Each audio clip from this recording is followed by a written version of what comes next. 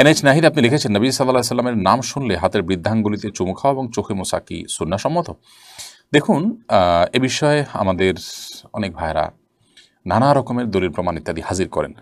নবী করিম সাল্লাল্লাহু আলাইহি সাল্লামের নাম শুনলে তার প্রতি দুরূদ পাঠ করতে হবে। এ বিষয়ে বহু বিশুদ্ধ হাদিস রয়েছে, পরিষ্কার হাদিস রয়েছে, এবং এটি হলো একমাত্র করণীয় যে আমরা নবী আলাইহিস সালাতু ওয়াস সালামের নাম যখন শুনবো তখন সাল্লাল্লাহু আলাইহি সাল্লাম বা বিভিন্নভাবে তার প্রতি দুরূদ প্রেরণ করব।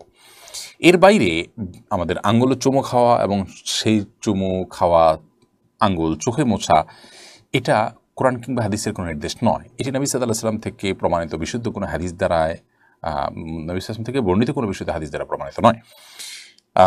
এর মাধ্যমে চোখের যদি বাড়ে, উপকার হয় বা এটা মহব্বতের প্রকাশ হয় ইত্যাদি, এই সমস্ত কথাগুলো অন্যদের কথা, কোরআন এবং হাদিসের কথা নয়, কোরআন হাদিস থেকে প্রমাণিত কোনো বিষয় নয়।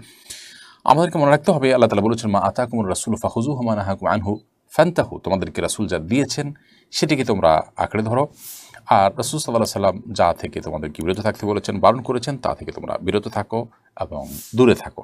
অতএব একজন মুসলমান হিসেবে আমরা সেই কাজগুলো করে যাব যা আমাদেরকে আল্লাহ হাবিব সাল্লাল্লাহু আলাইহি সাল্লাম করতে নির্দেশ করেছেন। তারই অংশ হিসাবে আমরা নবী সাল্লাল্লাহু আলাইহি ওয়াসাল্লাম নাম শোনার পর দুরূদ পাঠ করব, আর আঙ্গুলে চুমু খাওয়া, চোখে মোছার নির্দেশ যেহেতু তিনি করেননি, কোরআন হাদিস দ্বারা প্রমাণিত নয়, বিধায় সেগুলো থেকে আমরা বিরত থাকবো। এমনি নাইম হাসান লিখে